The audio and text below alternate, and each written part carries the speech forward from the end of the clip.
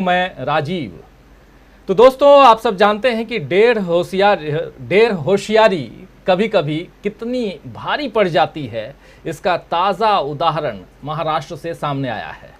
जी हाँ, महाराष्ट्र इस वक्त सत्ता की खींचतान का मैदान बना हुआ है, जिसमें सभी खिलाड़ी अपना अपना कर्तव्य दिखा रहे हैं। पिछले 6 दिनों से हम देख रहे हैं कि उद्धव ठाकरे की सीएम की कुर्सी और उनकी पार्टी शिवसेना यानी दोनों पर संकट आया हुआ है। स्वभाव से शालीन माने जाने वाले उद्धव ठाकरे ने पहले ही सीएम आवास यानी कि वर्षा, जिसे वर्षा नाम दिया गया है, उसे छोड़ दिया है और अब उन्होंने अपने विरोधियों को सीधी चुनौती देनी शुरू कर दी है।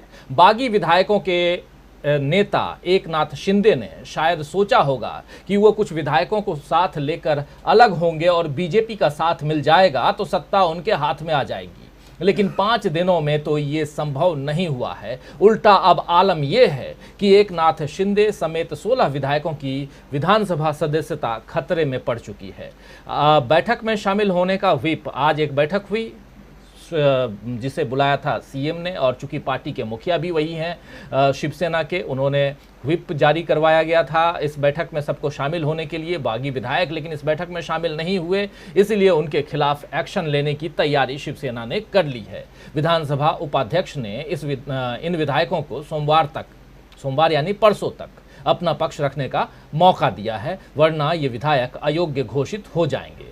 और अब ऐसा लग रहा है कि इस दांव पेच से एकनाथ शिंदे की रणनीति शायद उलझ कर रह गई है। उनकी कोशिश ये भी है कि वो अलग पार्टी बनाकर बीजेपी के साथ सरकार बना लें, लेकिन एकनाथ शिंदे गुट की नई पार्टी के नाम में शिवसेना और बाल ठाकरे दोनों का जिक्र न हो, ये चेतावनी शिवसेना ने शिंदे को आज दे दी है। उद्धव ठाकरे ने साफ कह दिया है कि वो मेरे बाप के नाम पर वोट न मांगे। सत्ता की लड़ाई इस तरह मेरा बाप बनाम तेरा बाप के लेवल पर जा पहुंचेगी, शायद ये कल्पना बीजेपी ने नहीं की होगी।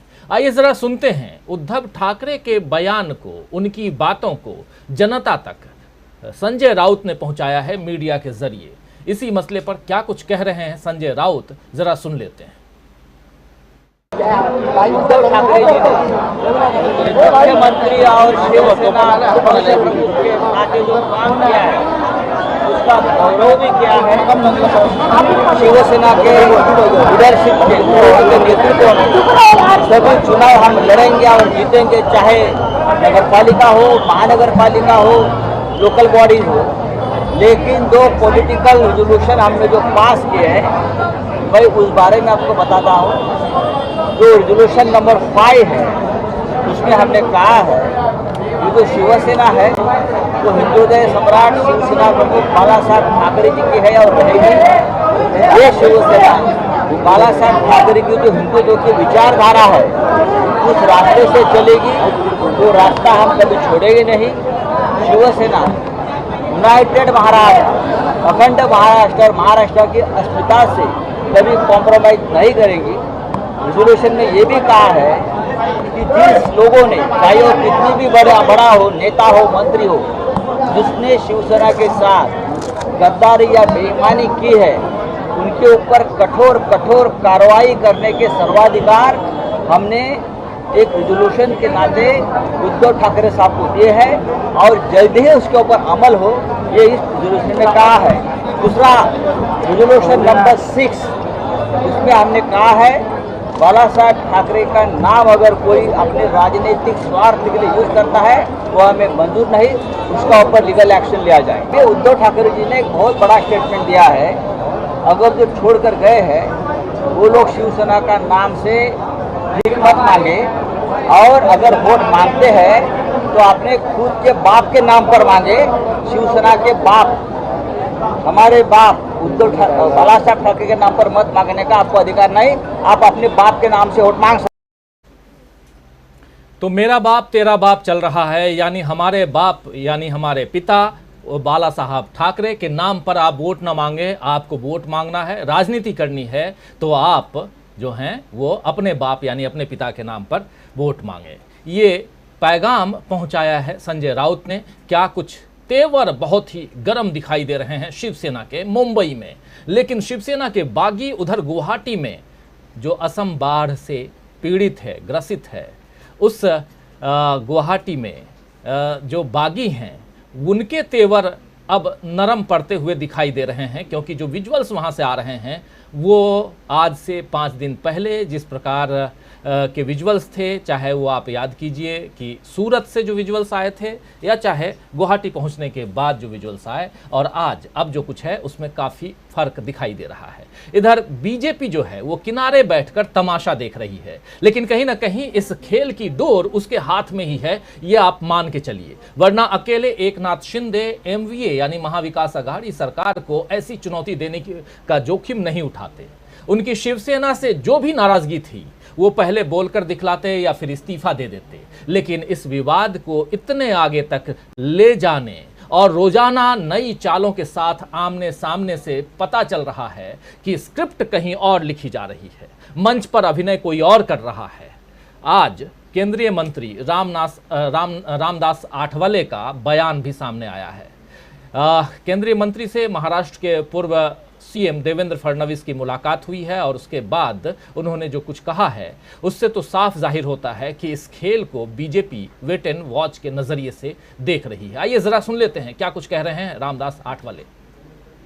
माननीय देवेंद्र फडणवीस जी जो विरोधी पक्ष नेता भी है और माजी मुख्यमंत्री भी है, उनके साथ मैंने बात की है और उन्होंने बताया है कि मतलब जो शिवसेना में जो अंतर्गत झगड़ा है उससे हमारा कोई संबंध नहीं है, और एकनाथ शिंदे जी और उद्धव ठाकरे के बीच में जो विवाद है वो निपटा है, उससे हमारा कोई संबंध नहीं है। और हमें कोई, हम वेट एंड वॉच पर हम लोग हैं, हमें कोई घाई नहीं है और सरकार बनाने के संबंध में हमने अभी कोई सोचा था नहीं है। जब आगे क्या होता है हम देखते हैं, लेकिन ये जो माननीय शरद पवार जी, माननीय अजित पवार जी, माननीय उद्धव ठाकरे जी, संजय राउत जी जो बोल रहे हैं कि भाई हम मेजोरिटी दिखाएंगे, तो इतने एमएलए मतलब आपको छोड़कर चले गए हैं। शिवसेना के 37 एमएलए और 7-8 अपने इंडिपेंडेंट एमएलए उनके साथ है, तो इतने एमएलए अगर बाहर आए तो आप कैसे कौन से मुंह से बोल सकते हैं कि भाई हम मेजोरिटी सिद्ध करेंगे। तो ठीक बात है, हाउस में अगर देखना है तो हाउस में देख सकते हैं, लेकिन 16 जो एमएलए उनको सस्पेंड करने का कोई अधिकार डिप्टी स्पीकर को तो बिल्कुल नहीं है, और ऐसा अगर होता है तो ये अन्यायकारक भूमिका होगी। महाराष्ट्र में इसी तरह का इलीगल काम नहीं चलना चाहिए, और 2/3 मेजोरिटी से एकनाथ शिंदे के साथ एमएलए चले गए हैं, तो उनको मतलब शिवसेना की मान्यता मिलनी चाहिए, और इसी तरह की दादागिरी करना अच्छी बात नहीं है। जो तोड़फाड़ हो रही है इसको रोकने की आवश्यकता है, लेकिन पुलिस के सामने इसी तरह की तोड़फाड़ हो रही है, ये बात बिल्कुल नाजायज है और बहुत ही गंभीर बात है। तो पुलिस ने ध्यान देने की आवश्यकता है, उनके सभी एमएलए के घर को प्रोटेक्शन देने की आवश्यकता है। ऐसी दादागिरी बिल्कुल नहीं चलेगी, और दादागिरी अगर करने की कोशिश होगी तो दादागिरी को दादागिरी से उत्तर दिया जा सकता है। मैंने मुख्यमंत्री इस्तीफा देना चाहिए, लेकिन अभी मुख्यमंत्री बोल रहे हैं हम हाउस में मेजोरिटी दिखाएंगे। अभी इतनी माइनॉरिटी में गए हैं और मेजोरिटी कहाँ से दिखाएंगे? तो हाउस में दिखाना है तो हाउस में दिखा सकते हैं, लेकिन फिलहाल माननीय देवेंद्र फडणवीस जी ने बताया कि हमें कोई जल्दबाजी बिल्कुल नहीं है, हम वेट एंड वॉच पर हम लोग हैं, और आगे क्या होगा हम देखेंगे। लेकिन अभी हमारा कोई ये झगड़े में हमारा कोई संबंध नहीं है, बीजेपी का बिल्कुल ये तोड़फाड़ में बिल्कुल हाथ नहीं है। तो ये थे रामदास आठवले केंद्रीय मंत्री, जो कुछ कह रहे थे आपने सुना, और आखिरी के कुछ सेंटेंस आप सुन रहे होंगे तो आप समझिए कि कह रहे हैं कि माननीय पूर्व मुख्यमंत्री देवेंद्र फडणवीस ने कहा है कि हमें कोई जल्दबाजी नहीं है, वेट एंड वॉच की बात कह रहे हैं। क्या ये वेट एंड वॉच वही है? लेकिन इस बीच जो खबर आ रही है वो यही, सूत्रों के हवाले से कई मीडिया चैनल्स में ये खबर चल रही है इस वक्त जब हम इस कार्यक्रम को कर रहे हैं, कि कल रात 10:30 बजे बड़ोदरा में एकनाथ शिंदे गुवाहाटी से आते हैं, वापस बड़ोदरा आते हैं, गुजरात का शहर बड़ोदरा आप सब अच्छी तरह से जानते हैं, और वहाँ 2 बड़े नेता, उनमें से एक नाम अमित शाह का भी आ रहा है और दूसरा नाम इन्हीं पूर्व मुख्यमंत्री देवेंद्र फडणवीस का आ रहा है। इन दोनों से मुलाकात होती है, फिर वो वापस चले जाते हैं। इस बात की पुष्टि डीबी लाइव या मैं इस कार्यक्रम को कर रहा हूं नहीं करते हैं हम लोग।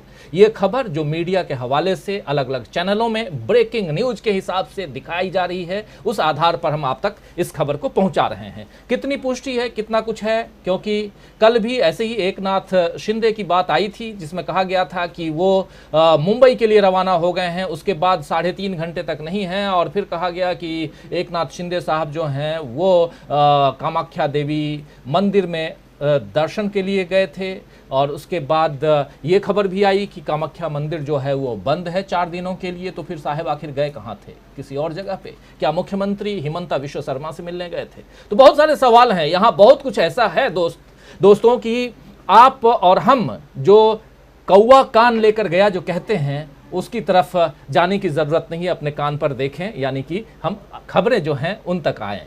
खबर जो है वो यही है कि सत्ता के इस खेल में, इस हंगामे में, इस नाटक में आगे क्या होगा, क्या हो सकता है और क्या होना चाहिए। और सबसे बड़ा सवाल ये कि क्या इस पूरे खेल में फंस गए हैं एकनाथ शिंदे? आइए इसी पर चर्चा करते हैं। चर्चा में हमारे साथ